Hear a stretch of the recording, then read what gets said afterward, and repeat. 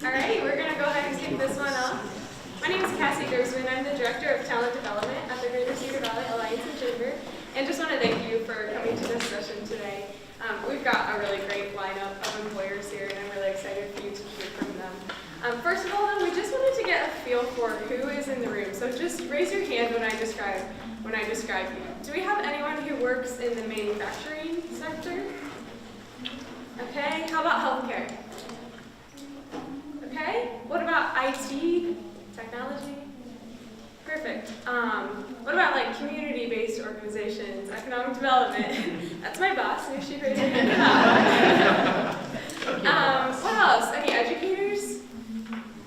How many of you are parents of someone who is a student right now, K through 12? Okay, perfect. Anyone that hasn't raised their hand yet? Have I described you all?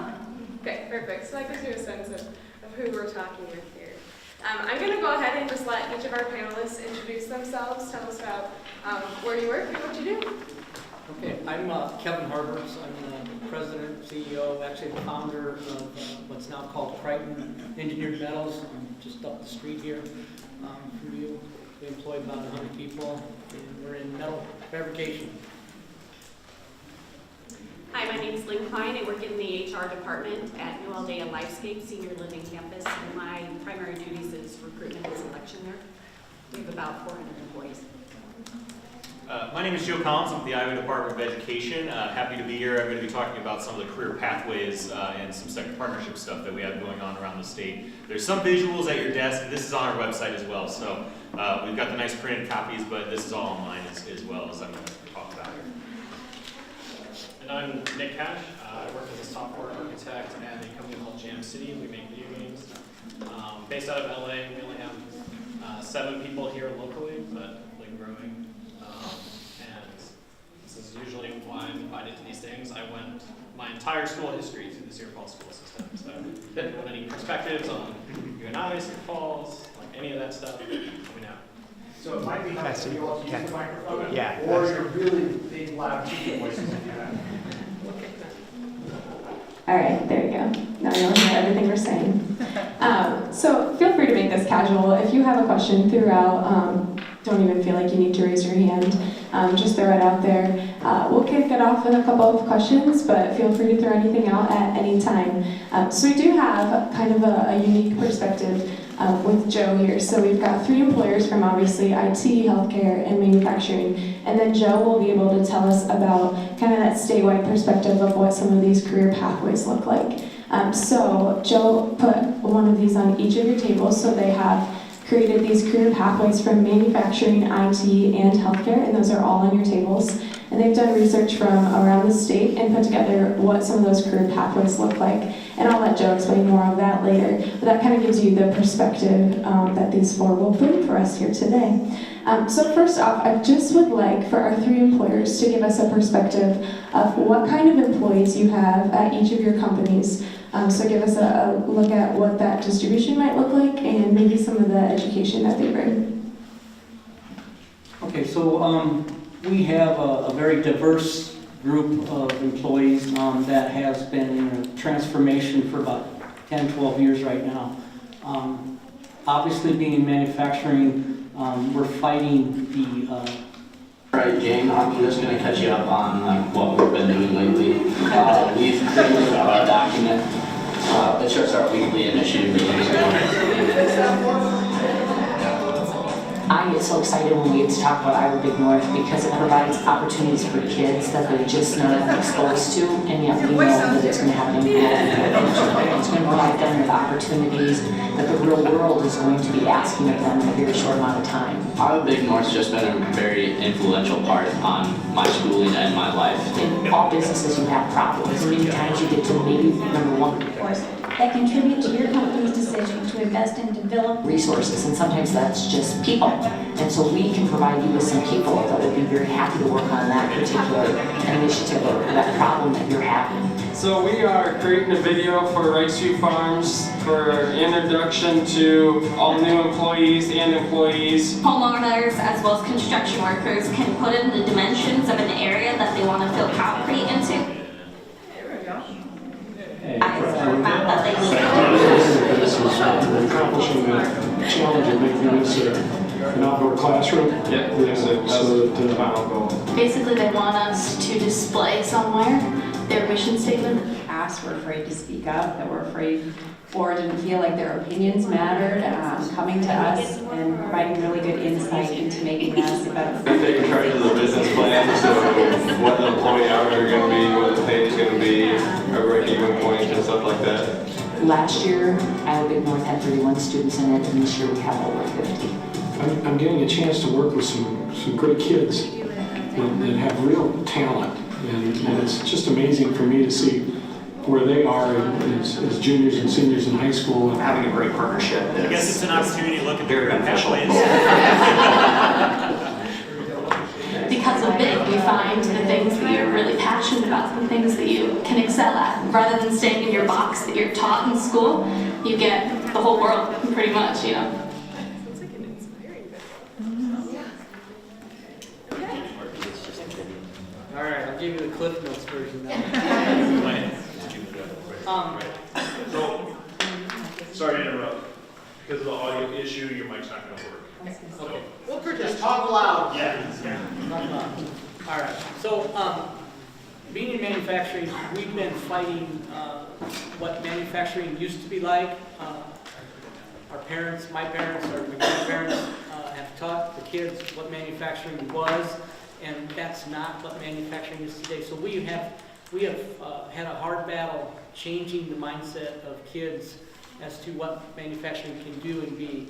And so that's been a challenge for us, but we are evolving the dynamic of our company dramatically over the last probably 4 or 5 years. It's really changed, but it hasn't been easy to do that because when we go out and talk to kids about getting into manufacturing, they right away think it's a oily, dirty, dungy place to work, and that's quite the opposite of what we're trying to do at Cedar.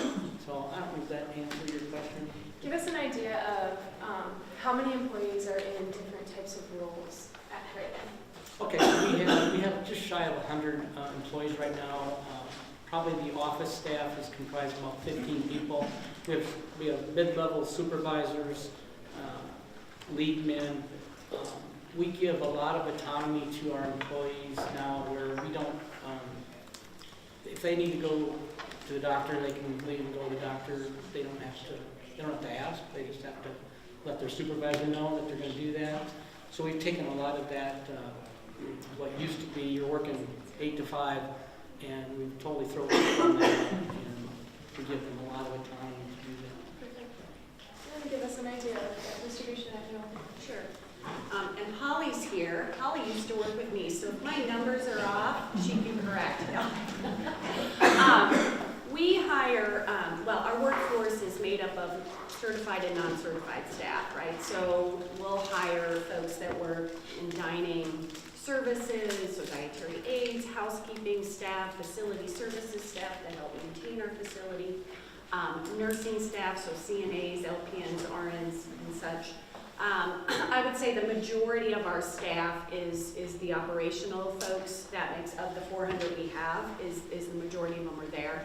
But we do have management, obviously, positions available so people can progress within the company, step into leadership roles, be managers over the operations, administrators, social services, so on and so forth, programming, activities, therapy. Those are the higher level positions we have. What about you, Nick? So there's a wide variety at Jam City. Our Iowa office is almost all engineers and what we would call engineering adjacent roles, which is people who kind of blur the lines. So for us, that means tech artists, which is somebody who works with the art but also has enough programming know-how to kind of get into the mix of things. So the engineering side is our specialty, and that's kind of where we want to stay. Doesn't mean that we won't get into what we would call production staff, which is project managers and stuff like that, just as the team continues to grow.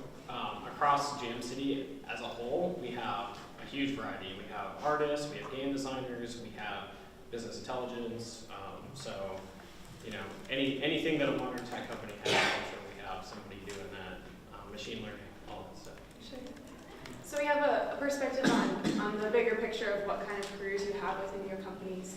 Tell us about how technology is impacting what those careers or what those pathways look like. For us, technology's changed everything that we do. If you go back 10 years, 15 years, we weren't computerized at all. And now every machine is run by computers, so we have to have a whole different skill set, the people we're looking for to run these things versus how it was back when I did it. It was more of a manual operation. So the education required now is a lot different than it used to be. Yep. In terms of, well, we're a not-for-profit organization and we are trying to introduce more technology in, but there's a certain cost associated with that. So like our nurses right now are kind of like halfway in terms of electronic records and that kind of thing. They're doing half of the work that way, and then half of the work is pen and paper still. So just getting that workforce up to speed with using the new technology has been a stretch because it pulls them away from the application contact and having to factor in time to get them up to speed, because we've had some nurses that have been with us for years and aren't as computer savvy. So there's a little bit of a learning curve there. On the other side, we will be implementing some new software to help us with scheduling. That's to come in 2019, and so right now what we do is Excel spreadsheets and we have paper and things like that. It's not very efficient, especially with we have a large casual workforce that are students, and so every time they come in, what, you don't have that online? I can't see my schedule, I can't do this electronically, so that's what's coming down the road, and so the existing folks that we have are going to, who are used to the old process are going to need to adapt, and adapting to change is always, I think, a bit of a hurdle for a lot of folks. So those are some of the key things. Sure. Now, Nick, this is obviously a little different for you. So we are a tech company through and through. Tech drives everything that we do. I didn't mention it at the start, but the founder of my company, Jam City, is Krista Wolf, who founded MySpace. So we are very much in that realm. We also have offices all over, and we work with partners all over. So technology is the only reason we can even do what we do. We have a ton of people in Argentina. We have several offices in the United States. We're working with a team in Poland. The only way that any of that works is with technology. So it's one of those things, especially with technology, when you're looking for programmers in particular, who are pretty hard to find. More and more companies are saying, go where the talent is, which is like anywhere. I want some programmers wherever they are. Let's find them if they're good. Which is why the Iowa office even came to be. Right? Our company is headquartered in LA. Most of our offices or people work in San Diego, LA, or San Francisco. And the Iowa office wouldn't be a thing without being able to work remotely and use Google Docs to do things online and collaborate and all that stuff. So it doesn't just drive our business since we sell apps. Obviously, that's tech. Our whole back end is in cloud stuff, AWS, so all that. But then every process in the business is attached to that. Talk about how your developers are consistently needing to learn something new to keep up with that changing technology or changing. Sure. So technology is always changing. That's the only real constant in technology. What you used 5 years ago maybe completely thrown out the window. And a good example of that for us is that we're making this big transition, and a lot of companies in the game space are, from older action script games, which is like Adobe Flash, for everybody remembers Flash Player. Flash is finally dying. We're all very happy about it. Except we have products that make tens or hundreds of millions of dollars and still use this technology that's dying. So what do you do about that? So figuring out how to do all those sorts of transitions and also build a company that can scale, right? Setting up your infrastructure in a way that if you did some sort of super successful game launch, your infrastructure doesn't just completely fall over with 10 million new users or something. That involves learning all of the newest technology and all of the recent innovations that have come out of tech. And so it's a constant thing. I mean, we just build it into the job. We expect to be teaching people constantly. We expect to be learning constantly. And that's just part of being an engineer. Kevin, give us your perspective on robotics and manufacturing and how that's starting in the industry, and where do you think that's going to go? Sure. We've got 2 robots right now running, and that is the robotic side of things in the future of our company. So our goal is to add a robot every 6 months to 8 months. I don't know if we'll financially be able to do that, but we're going to attempt that. But as Nick said, the technology is changing at a rapid pace, and it is hard to keep up in what you buy today and what you train your staff on today. Unfortunately, it can be outdated in a couple of years pretty quickly. So that's a huge challenge for us, because we don't have a Fortune 500 backing us, so we have to pour everything we can into that, but we're limited as well. So, but robotics for manufacturing is the future, and those manufacturers that don't embrace manufacturing will probably won't be here in another 5 to 10 years. All right, Joe, you've been silent to give us an idea of what this work has looked like with the career pathways throughout Iowa. Yeah, so Cassie knows I'm a talker, so I can talk and talk and talk, and I'm kind of loud, so I don't think I need a microphone. But yeah, so the idea of automation and technology, you're seeing it, manufacturing is very early on. I mean, we saw back in the 70s, 80s, robotics were just kind of a common thing. Healthcare, more so, we're starting to see a lot more advances. You see, particularly around the rest of the world, Japan being one of the forefronts. And part of that is just because they have an aging population, so they have had to develop more robots and automated systems and AI and so forth, just to take up some of that slack. But in healthcare, I would imagine you're going to see a lot more here in the U.S. Particularly, I know one of our previous speakers was talking about aging at home, and she even gave some examples about how do you know if you have a mother or father that's maybe aging at home, doesn't want to go to a retirement home, how do you know if they've eaten today? Have they taken their medication? You know, are they actually talking to people throughout the day? Well, there are devices, these smart home technologies that allow you to do that. It's kind of, a little big brother creepy to monitor people that way, but you're able to maybe get to them if there's a problem or if they've forgotten to take their medication, which is much more of a common problem, I think people realize. Or overdosing on that medication because they don't remember that they've already taken something. But I think you're going to see a lot more in healthcare. You're also seeing quite a bit more in the food service industry. So I don't know if anybody's been to a McDonald's where there's like an automated screen out front, right? And there's a lot of technology where they're starting to make pizzas, make cheeseburgers. I mean, it's just all automated anymore. A lot of these really repetitive jobs you're going to see kind of go away within the future. Now that timeline kind of changes. It depends on who you talk to. It seems like when you hear a TED Talk, they're trying to like shock people. But I don't know. Transportation as well, you're seeing quite a bit more autonomous cars and driverless vehicles, which, to be perfectly honest, I'm a little concerned about when you look at CDL and over-the-road truck drivers.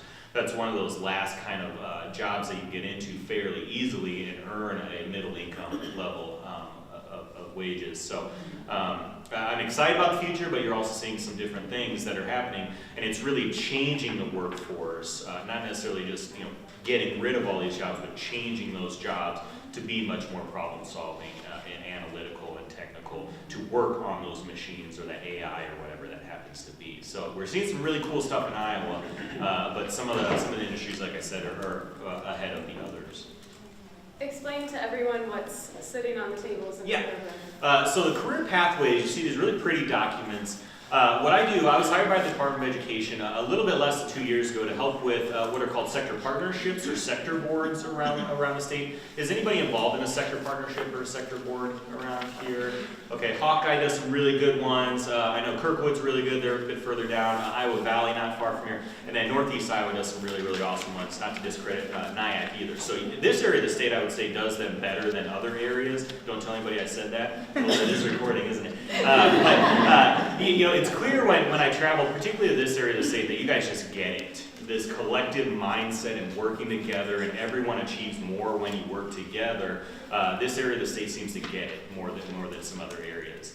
And when I was hired, we did a survey with the help from Andrew Conrad. I think he just stepped out from the Institute of Decision Making. We did a survey to reach out to these groups and say, how can we help you? So a group of manufacturers in the Cedar Valley that are collectively trying to work on the issues impacting their workforce. How can Joe Collins, coming in at the state level, how can I support you? Not tell you what to do, but how can I add to some of that and benefit you?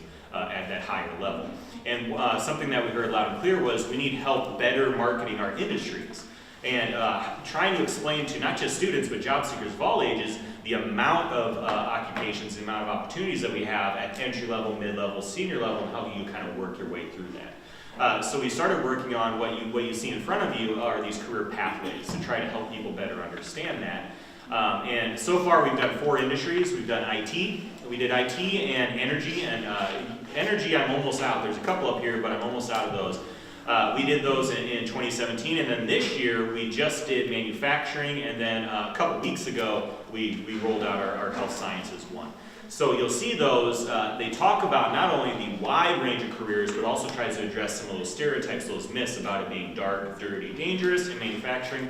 And then one of the big ones in healthcare is that you have to be a doctor or nurse, and then you're going to be dealing with blood and all sorts of other nasty body fluids, so a lot of people get grossed out by that. But you'll see we've taken a lot of steps to try to highlight all of those other careers that are available, particularly that are maybe not more well known in the entertainment industry or what you see in the news, like working in labs and IT kind of goes in everything anymore.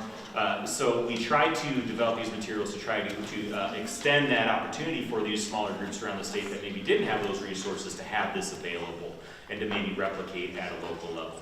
So within those documents, you'll see statewide averages of wages, education levels, so it might be different from your company or from this area of the state. It was never intended to be a one-size-kind-of-fits-all, but really we tried to work with employers around the state through focus groups and surveys to try to help them at least start that conversation with like I said, not just students, but job seekers of all ages. All right, last question before I throw it back to you guys to ask questions. So be thinking about what you want to learn from our panelists here. If you were speaking to your son or daughter or maybe a niece or nephew and they were thinking they were wanting to get into your industry, what careers or what pathways would you suggest to them as some of the most promising pathways within that industry? Oh, for us, I mean, and for manufacturing, obviously, I would push them into the business management and the IT side, and I mean, even the finance is another one that you need if you're going to embrace manufacturing and learn it all. But I mean, there's a lot, but probably business management would be top of mind for them. Okay. What kind of education would you suggest?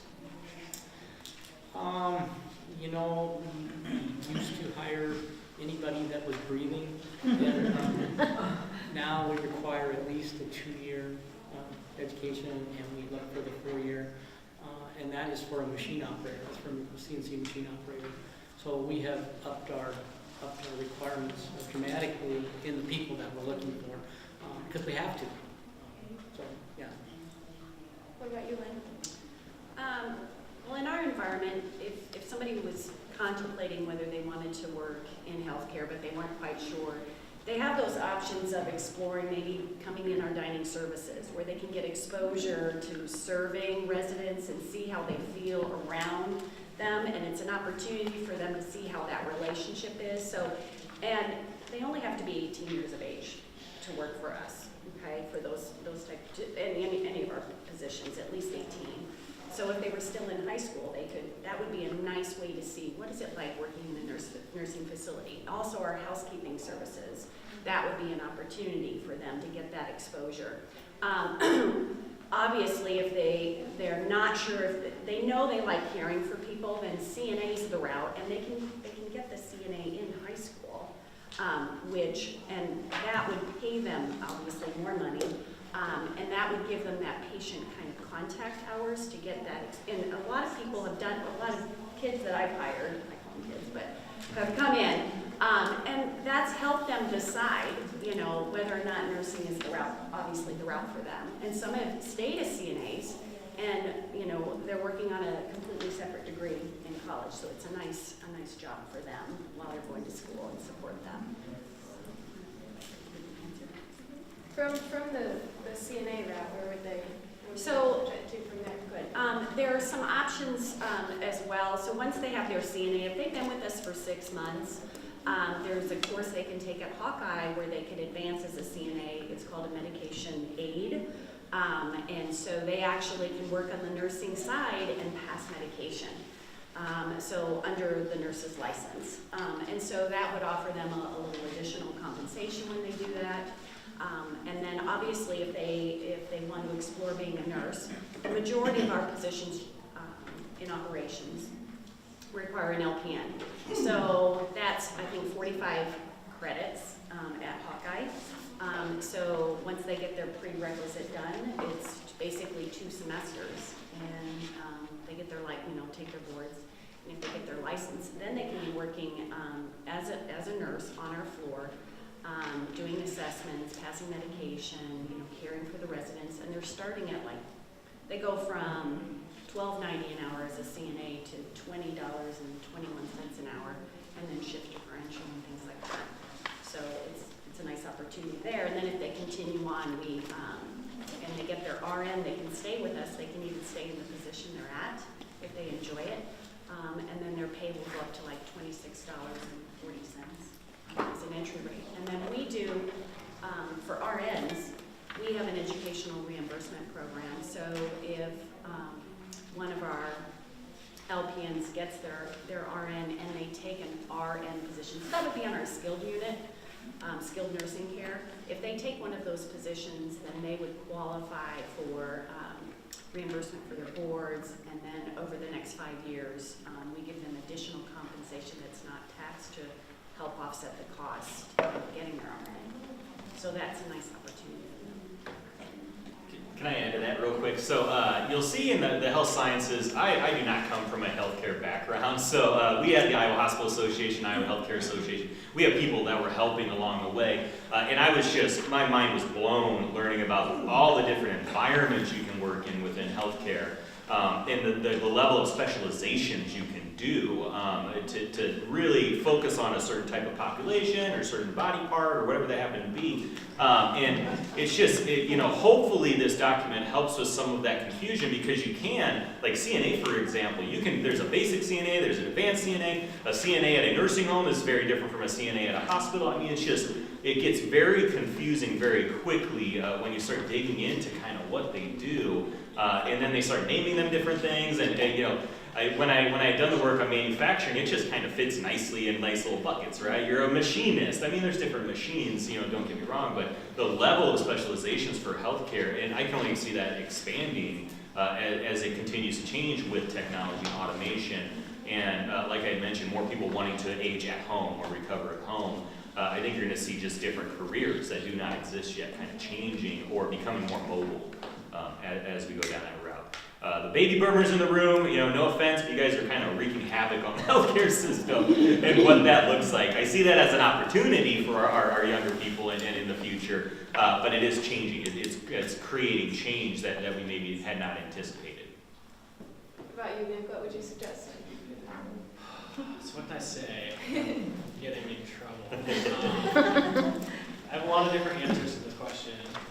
But the first thing I would say is, if somebody young came to me, and I actually get this quite a bit, hey, I'm interested, normally I just say, just start doing stuff. There's so many resources out there now that you can start programming. You do not need a 4-year degree to get started. When I started programming, I was in 7th grade, and I did not even have YouTube. So if you throw in YouTube and a whole bunch of the other courses, you can start doing really interesting stuff. Now, you're not going to get a job out of that necessarily, but it's going to set you up and let you know, is computing something that you're interested in, or is it not? Most of the kids who come to me say, I want to build video games, which is cool, but at the end of the day, it's a lot of work and it's a lot of engineering. So you really need the engineering background, from my perspective, really think about the software. The other thing that I would note is, if you like computing, you can also then go into a ton of different industries. There's no industry in existence now that doesn't have need for software engineers somewhere. Somebody has to program all of these new technologies, right? So whether it's manufacturing or healthcare or video games or anything else, if you want to work in finance but you also like computing, you will have a good high-paying job. If you want to work in agriculture, you'll have a good high-paying job. So computing goes everywhere. So figuring out, what I would tell young people is, see if computing is right for you. And then you can kind of pick industries and try different jobs. Because there's a lot of different facets to that. Maybe you want to work in finance, maybe you want to build video games. So yeah, I guess that's what I would tell young people. As far as the education, this is the part that gets me in trouble when I talk to education folks. So 4-year degree, absolutely great to have, but it's a nice to have, in my opinion. We are 100% focused on what can you do. If you are self-taught and you are really good, we will consider you the same as we will consider anyone else. The number one thing that's important for us is to see what your ability is, which means you have to pass our programming tests, you have to go through the interviews, you have to ideally have a really compelling portfolio. So if you're a student, keep all your homework, show that you actually wrote code. We get a lot of people who apply and say, hey, I have a 4-year degree in computer science. Okay, show me what you can do. Like, show me some programs. What have you written? That's a lot different than somebody who didn't go to school, but they're like, I have a GitHub profile that has 8,000 projects on it, and I contributed to this and that and the other thing. For us, it's less risky to take someone who has that sort of track record. We can go back and see their progress over time and see their contributions and that sort of thing. So, more education, always better. It certainly helps in our field. I'm not going to say that it hurts, but it's not required the way that I think it is in a lot of other fields. And part of that is just partly due to demand. There's only a few million programmers in the United States, and everybody wants them. So, I guess we're fortunate. But yeah, that's what I would say. All right, what about you guys? What questions do you have? What are the hardest positions to fill right now? What are you struggling with finding for your companies? For us, CNC operators and welders, the biggest bottleneck. Just not a supply? There's nobody to hire right now. We have to steal them from somebody else. And so wages have climbed considerably in the last 6 months, and I don't see that light letting up at all. Are you able to keep them once you get them? We have no problem with retaining employees. It's getting them there to start. Once we get them, we can keep them. Are you stealing from like calling centers, people that are dissatisfied with their jobs, or are you stealing from other people that are? Mainly local, other employers, which gets to be a pain. It's a vicious circle sometimes. Yeah, It's tough. We see that on the tech side too. Like, you just push around where the open position is. Right. So is that a mid-level CNC and welder? Yeah, our CNC, experience is probably 25 to 26 an hour, and they can go up to 30 to 35. Kevin, do you require a degree? Not So right for now. that level of pay, are you requiring a degree? Something. No, we have an aptitude test we give everybody, and we base a lot of the hiring decisions off of that. Okay. We look for the experience and the degree, but if it's sometimes not there, we let it go. So yeah. So it's tough. I had an instance the other day. I had to fire. I did, but our HR had to fire a CNC operator because he violated a safety deal and he almost got killed. When we looked at the video back, he had killed by like half an inch, and we had to let him go. And my operations guy was really ticked at me because we need people so desperately, but yet we can't have that either. So it's hard. It's a tough environment for manufacturing right now, and I think it is for a lot of industries. So. Lynn, what are your hardest to fill positions? I would say it's our nurses. And I'm not sure what's all contributing to that. I do know now at Hawkeye there's a track. So I'd be interested to see what the numbers are, meaning before they would go to school, they would take, do the LPN, they'd take their boards, and then they'd have to reapply to go get their RN. Well, now it's very convenient, and they sign up and they get into the program and they're in a track. So they don't have to stop and get their LPN. And so before that happened, I think LPNs were more plentiful in the area. It pays pretty decent. But now we're seeing a shortage of that. And the ones that we're getting are maybe from other locations, or the ones that we're hiring, they're not able to take a position position with us. They're in what we call a casual pool. Casual is kind of like PRN. So we allow folks to join our team, and then they can kind of pick and choose how often they want to work. So it can make it challenging because we have an opening and we need someone to fill that spot, and the person doesn't want to come in and work because they've got other priorities. So that would be I think our biggest. Nick, what about you? And you can speak to this from beyond your Jam City perspective. What about in the IT industry? Yeah. So before, well, obviously my answer is programmers, but it applies to a lot of other roles that I think are just kind of getting started. So business intelligence, particularly working with big data, is like this big thing that has happened. Or now we have analytics on everything.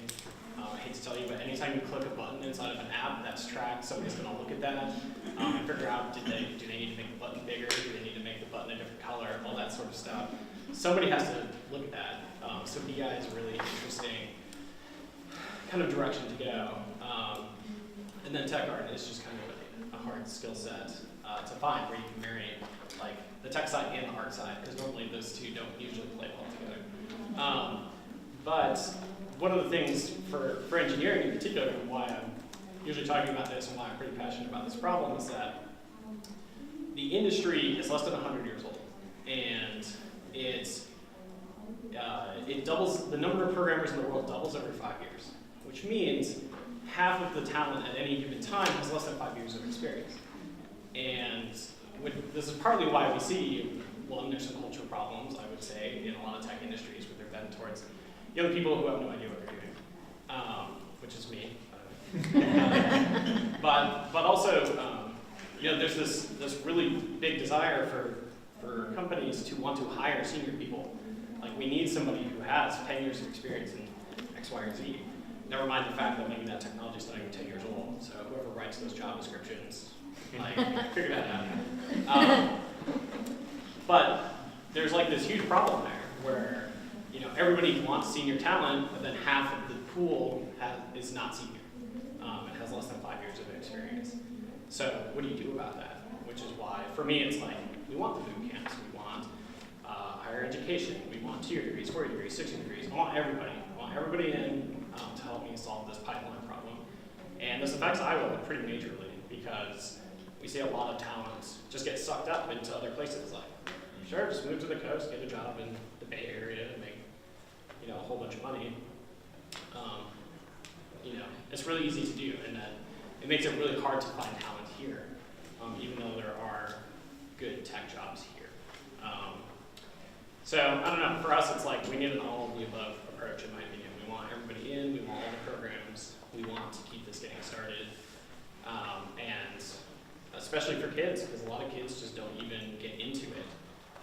And we've seen like computer science enrollment declining, and there's never been higher demand for programmers. So it's very strange, which is why I'm doing what I can to try to figure this out at least. And then the other thing that I would note on that, just as kind of a challenge to the industry, is that it used to be 50-50 between women and men in tech. And sometime in the 80s, it just leveled off and started declining. So women make up maybe about 20% of the tech industry, and that's a huge problem. So just trying to figure out what we can do about those sorts of things are huge challenges for the entire industry and for Iowa. What do you think, Joe? Are those answers pretty consistent with what you saw statewide during the career pathways? Yeah, so you see some kind of subtle differences between kind of rural areas versus metro areas from a quality versus quantity. In rural areas, it's kind of, we just don't have enough. We have a quantity problem. Our population is aging, and a lot of our graduates are leaving. They don't want to live in that area. They want to go somewhere cool or whatever. A lot of them come back. It just takes them some time. But in some of the more metro areas, you get a lot of people that apply. They just don't have the skills. So it's kind of a weird dynamic you see play out around the state. But I know there was a chart. Really, a lot of the careers are hitting a critical level, or those middle skilled jobs that require something over high school. So that doesn't necessarily mean a bachelor's degree, but it means some sort of associate's or technical certification or something to do those jobs. And that's where you're starting to see critical in almost every industry, to be perfectly honest.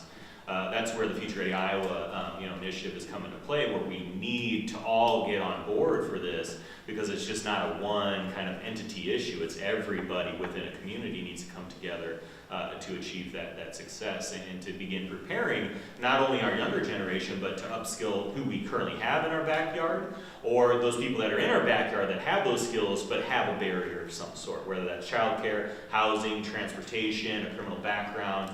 We have these large amounts of highly skilled, ready-to-work adults, but they have something that's holding them back. So we need to come together to figure out what the heck that is, and how do we remove that barrier. I'd be interested to hear from our employers what you think those barriers are in our backyard. What do those barriers look like in the Cedar Valley? What are you seeing holding potential employees back from joining your companies? For us, I mean, here's Crichton, and we're trying to get talent, and we got John Deere, Viking Pump, Pro, Blackbuck Engineering, all in our playing field. And so why would someone want to come work for me, for Crichton, when they can go to John Deere? And so, we've been trying to figure out what can we do that would set us apart from those guys. And the only thing that we came up with, that we have worked on for the last 10 years, is our culture. That's the only playing card that I really have that would separate me even from John Deere. John Deere's a great employer, and all of them are. But what makes us different? And so we started on a path of changing the culture of Crichton, which has been painful, because I've lost a lot of good people, not a lot, but I've lost good people because they couldn't adapt to that change. And it's hard. But if we would not have embarked on that journey of changing our culture, there's no way I would be right now sitting where I'm sitting, because we just wouldn't be there. And so it's to me, it's the culture that attracts people to Crichton. And again, that is from the paint color on the wall to everything. It encompasses everything. Flexibility. They want, the younger generation wants a lot of flexibility in their day. And trust me, I'm a baby boomer, and it really drove me crazy at first. And I had to get used to that, and I had to get over it. Because we have a lot of young guys that are just killing it right now for Crichton. And if I would have stood firm with my rules about, you're going to be here 8 to 5, we wouldn't be here. So I don't know if I answered your question. But that's my question, because with well-being getting such attention right now, that's really what you're speaking to. And what is the stress level in each of your industries in those incoming entry roles? And then what are you doing to adapt to that so that well-being piece is in place? Yeah. So on our side, one thing that I would note is that, especially for young people, they're like, video games, I'm going to build video games. That sounds like the coolest idea of all time. And it is, but it's a lot harder than people expect. There's so much technology that goes into it. It is like engineering any other complex software product. With the disadvantage of you have specific, like other media, you have specific, we committed to this ship date, we have all these deals planned, we're merchandising, whatever. We already put out our ad buys, etc. Like, you're gonna hit this date, which means there's pretty much always some sort of crunch. And that's like systemic across the entire games industry. The games industry is trying to figure out what to do about it. Jam City handles it way better than most companies, especially just by acknowledging that's an issue. And sometimes you can't get around it as part of what we signed up for. And so that kind of comes with knowing, like, okay, now you gotta give people space and time to decompress. And I would say, as far as the well-being goes, like knowing that eventually tensions can get really high and stress levels can get really high. Jam City does a really good job, like benefits-wise, of saying, okay, make sure you take the time off that you want, remove all the barriers throughout the day. Anything they can do to make life easier is something that Jam City is willing to do, and entertain and listen to and consider. So I'll give them massive props for that, because it's not always that easy. It definitely comes down to culture. Exactly. 100% echo that. And our industry is full of a lot of young people in general. So we have kind of those same trends of they do not mind working insanely hard, but maybe they do need to leave for whatever reason, or they need some sort of flexibility. Like going back to your question, one of the barriers for me is that my dad lives in a nursing home here in Iowa, and is disabled, he has short-term memory loss. So I would absolutely not be, in the tech industry per se. Like I wouldn't be working for a California tech company if they weren't willing to help me figure that out. There's a lot of caregiving duties and stuff like that. So you need companies that respect you, your time, your life, understand those sorts of challenges. If you want to get some of these other skilled people into the workforce, they're seeking that sort of flexibility. So you might find other people who really are rockstar talent, but you know what? They're just going to be out every Thursday. Are you willing to do that? Are you willing to figure out a deal that makes up for that? A lot of companies aren't.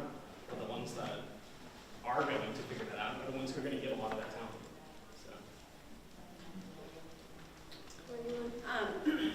Well, one of the things that we do is this, I was telling you about the casual pool, and when I first started at New All Day, I thought, why would we have so many people like that? And one of the advantages of that that helps us is that we might have a nurse that takes a position with us, right? Has a set schedule. All they have to do is give us a 2 weeks notice, and we can switch them out and give them all the flexibility that they need, and they can go into this casual pool.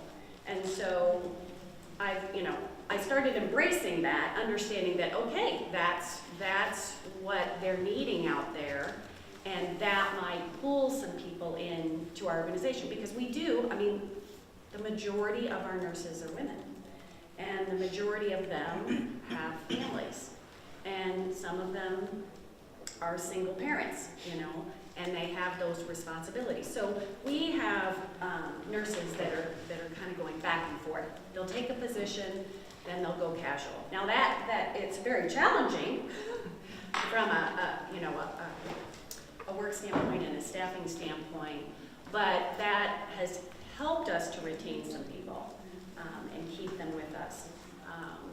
We still have the challenges of we'll bring people in, new nurses in, and the learning curve is pretty steep, I think, for them. And so we try to make sure that we give them ample orientation to try to, when I say orientation, I mean we bring them in, we pair them with another nurse.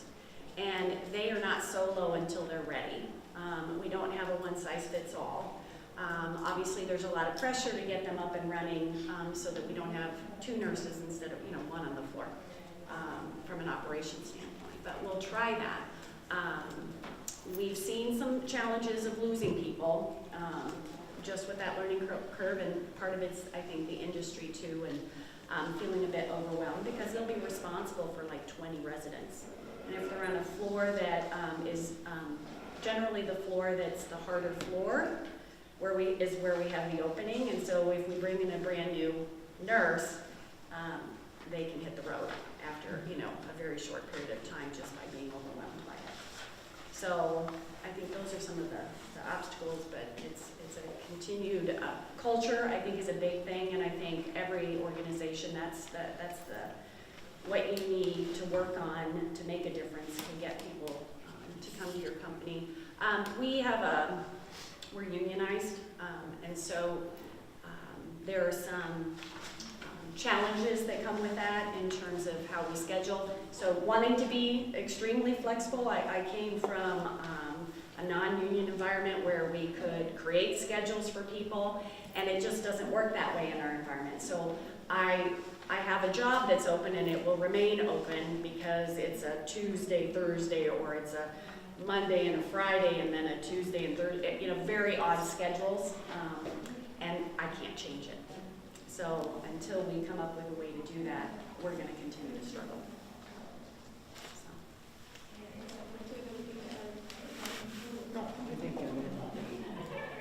Question, I'm a high school principal. A couple of different things for your businesses do. Any of you take what we call job shadows our junior year? We have every kid go out and do a job shadow. That's usually a half a day or a full day where they're coming and following someone around. I know sometimes you can't with safety or things, but to get kids in and help them see what's going on, you allow those?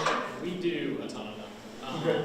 And to varying degrees. Sometimes we have students who will stick around for quite a bit. Sometimes it's only for a couple of hours. I personally think that the tech industry has kind of let us down a little on this one, and that they're always like, oh, I'm so busy that I can't work on this. I'm like, everybody's busy, okay? And if you're gonna complain about talent problems, maybe you should talk to your HR talent, right? Maybe that's a weird perspective, I don't know. But it's like, if you're not gonna make time for the young people, no one's gonna join the industry. So you have to be taking those things. And I think there's a couple companies and kind of specific individuals who are really good about it, but we need more people to do it, so it's not just, one person or maybe 2 or 3 people who do all of them. Because then that's the point where you're like, I've already done 5 or 6 of these, so I have to like say no to this one. So I think my team in general is pretty good about, we'll put it out there and we'll say, okay, who has the flexibility of schedule to do this? And we try and get every request accommodated that comes from students. But sometimes we have to, ourselves reach out to the other tech companies and say, hey, by the way, can somebody come speak to this class? Can somebody come take the student? Like, we need somebody for the student, and we can't accommodate that. So it's a good thing. We like doing it. I think it's good for us and for the students. So yeah, that's it. Where do the requests come from usually? Is it from the student? Is it from a principal? Is it from a parent? Or? Almost always through some sort of like organizer. So either it's through the school or somebody that the school knows. Like, we get a lot of them through Hawkeye. And it's usually just by like somebody I bumped into somewhere is like, I remember that Nick guy, and he said he would do this. And it would be nice to formalize it somehow. It'd be great if we could build just a database of like, look, you talk to someone in tech or healthcare or something, like here's a whole list of people who said that they would be willing, or organizations who might be willing to help figure this out. Maybe they'll pull on their team. And I'm incredibly surprised that doesn't exist. We've talked about building one just for tech, but to me it's like, why isn't there one of these for like this keeping track of this? So that when schools need this, they know there's one place they have to go look instead of saying, okay, let me look in this giant network and see if I know anyone who can figure this out. And that's a lot of work. So it is. A lot of people don't. It is, yeah. So we are doing some work with that. It's referred to as the intermediary network through the Department of Education, and some of you are probably aware as educators. But we are also currently working on a work-based learning virtual clearinghouse that some of you maybe heard a little bit of buzz about. I don't think Jake is in here. The person we just hired to lead that up, it's still currently under development. There's a large kind of steering committee that's trying to help them with that. But the goal of that is to do something similar to that, where employers from around the state can post project-based or work-based learning opportunities in Cedar Falls and Waterloo, wherever that is, and then students from around the state can sign up to be on those projects, not necessarily just at a local level, but I can envision it expanding outwards from there, having contact information or prior successes. It's, like I said, still being formulated, but there's a lot of work that's being done, and that's set to launch in July. So they've kind of got a lot of work to get behind. But I didn't mention it, but I've got my cards up here. If anybody's curious to learn more about that, I'd be happy to kind of point you in the right direction. But I agree. There can be a lot more that can be done to try to make that connection, because we know it's human nature. If this is a lot of work to find this to do, I've got other jobs. I got about 80 other things to do. I'm just not going to, or I say someday I'll do that, or next, whatever, and then I lose it, unfortunately. So try and make that as easy as possible. Is anyone here familiar with Cedar Valley Career Connections? Is that the right name? I am the representative. I'm one of the. I thought you looked familiar. Okay. That's along these lines. That's right? exactly what it is. That's great what we do. We connect business with students and doing things like job shadow speakers, internships, That was my follow-up question. You guys do internships as well. That could be 2 hours a day for 12 weeks, or it could be a half day for 12 weeks. And I've worked with all 3 companies. All 3 have taken our students. I have an email into Nick right now, so I'll be waiting, Nick. I'm on PTO, so I handed it off to the team, but you will get a response. I was going to say, shout out to the intermediary network. Underutilized, I would say one of the best resources that you have as employers and educators to make that connection. That's what they do, and they're very, very good at it. So shout out to them. And all the contacts are in here. It's in this book for all the regions across the state. So if you look, our contact info is in it. And when I think about that, I think about sharing it with parents as well, so that parents are aware of that. I go to some of the high schools, I get invited to some of the, I just was at Cedar Falls for a senior night and talked about what we do as well. So parents are starting to hear, we get invited to parent-teacher conferences, so we're trying to get that word out. It's just, it takes time. All right, Kevin's coming back to this question on internships here. Yeah, we do job shadowing all the time. We just had a young man from Hudson and did it. But we're involved with the CAPS program here in Cedar Falls, and so we've done a couple projects with them. And we just had a young lady from CF who graduated now, 17 years old. This woman knew her way around SolidWorks. Like I just could. She knew it better than my senior engineer. And they developed. They changed the project for us. They took a project and they transformed it and changed it for a customer, a Fortune 500 customer. And we presented it to them. And because of that young lady, what she did with all her SolidWorks stuff, it took a year to get approval from the customer. But they finally went with it. So we're manufacturing that product today because of that. So yeah, we really encourage the job shadowing, internship, whatever, any of that.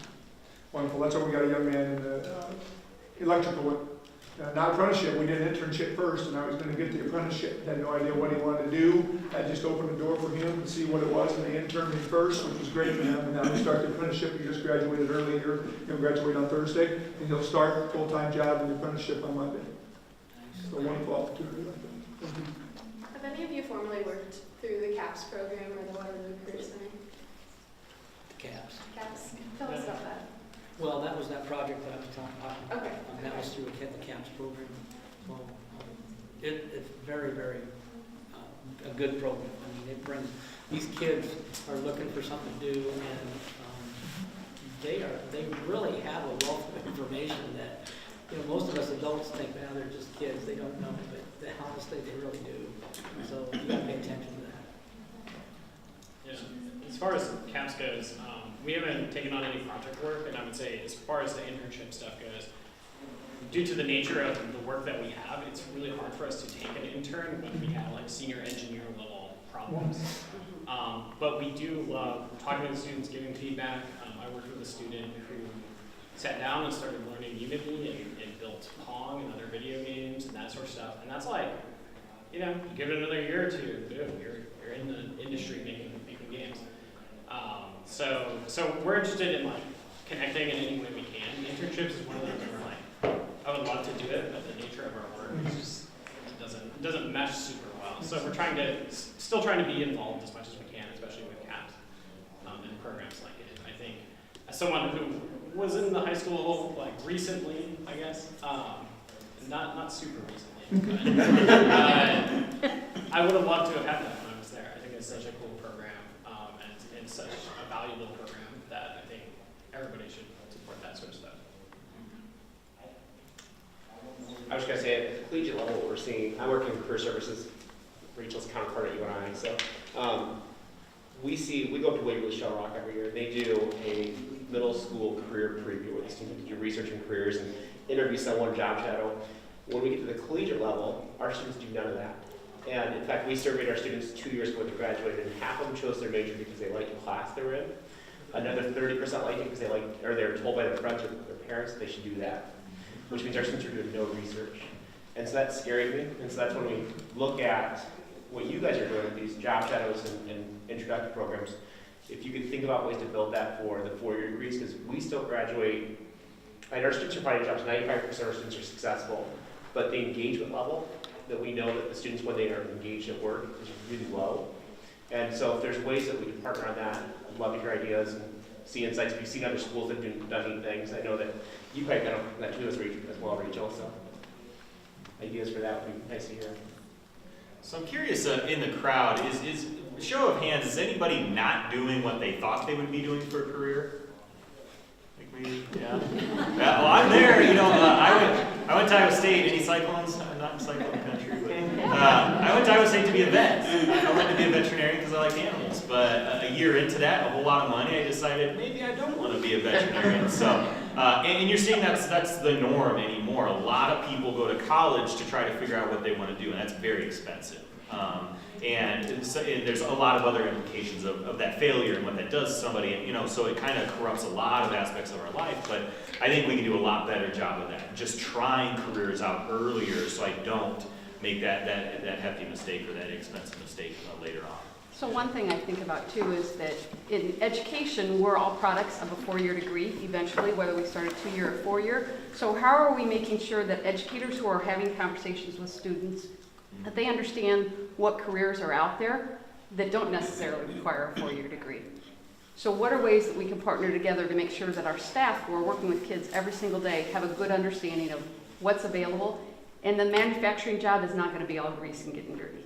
You know, we need to do a better job of educating our educators as well. Absolutely. I have an outstanding, I'm a Dyke High School principal. We're with the Cedar Valley West as well.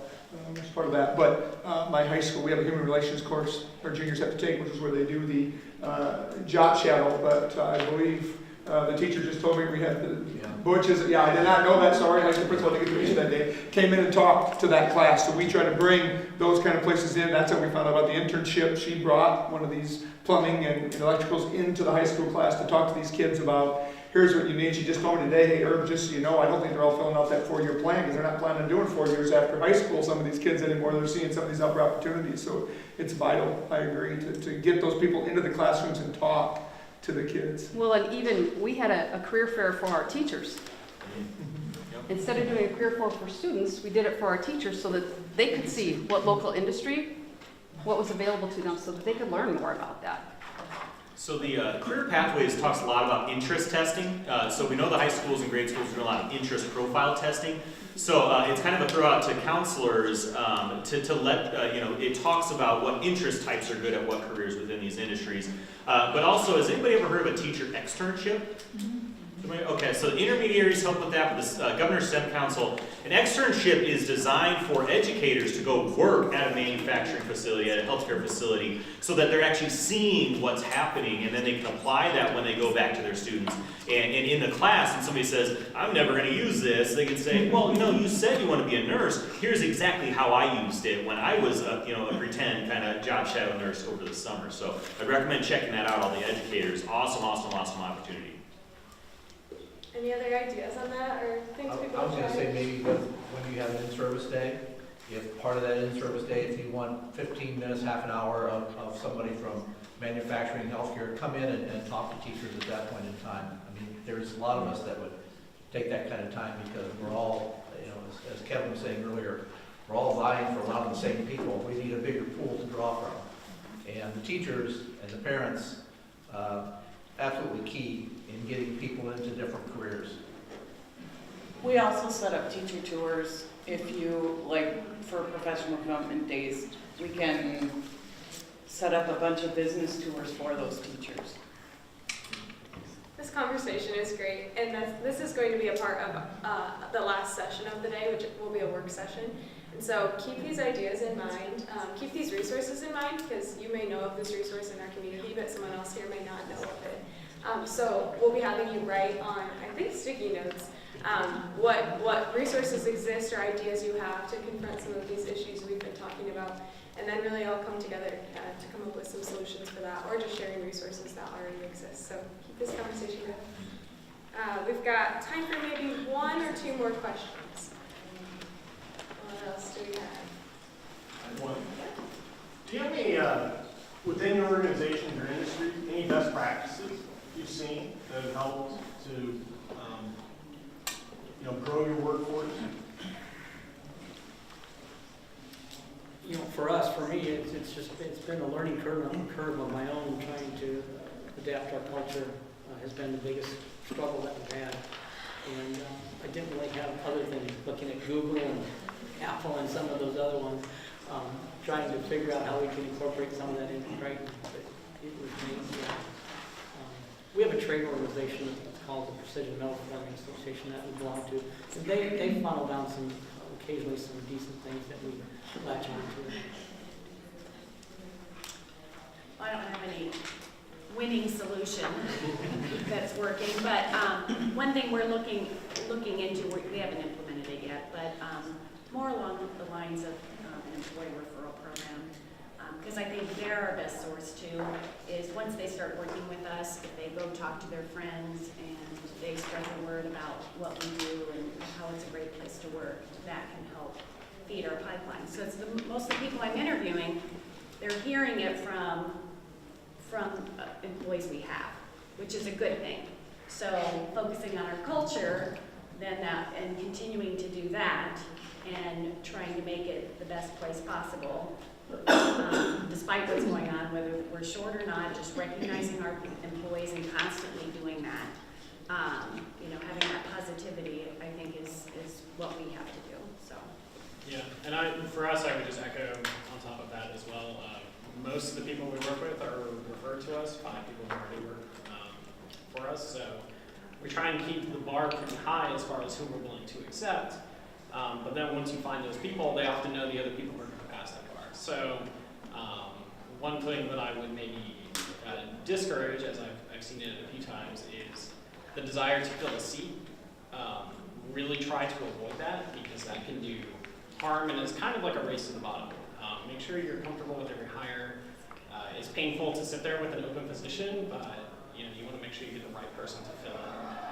And then you'll kind of get all the dividends that come from that. They add to the culture. Hopefully they know they're smart people who want to work for you. All that sort of stuff. So I'd say that's a big piece for us. Any best practices you've seen? It's something that I challenge people, just regardless of where you're from in the state. When you're out in your community, what does it look like? And then when you go back to work, does it look like that? If there's an imbalance of who you're actually seeing in your community versus who's on your shop floor or in your healthcare facility, start having that conversation about why does that not mirror who's actually in our community, and then start having that honest conversation about why doesn't it? Is it because of our hiring practices? Is it because of other company culture, or whatever it happens to be? Why do we not better reflect the community in which we work? All right, that's a good note to end on. So we've chatted about, give me 1 second here. We've chatted about how technology is changing these career paths. We've talked about how technology can be a solution in a tight labor market, and just some of the issues that these companies are facing, but some best practices we've seen around the community. So keep all of that in mind for our last session of the day. This will all kind of come together as we decide what are some of those solutions that we can get around as a community, and how can we approach some of these issues. So thank you so much for coming in.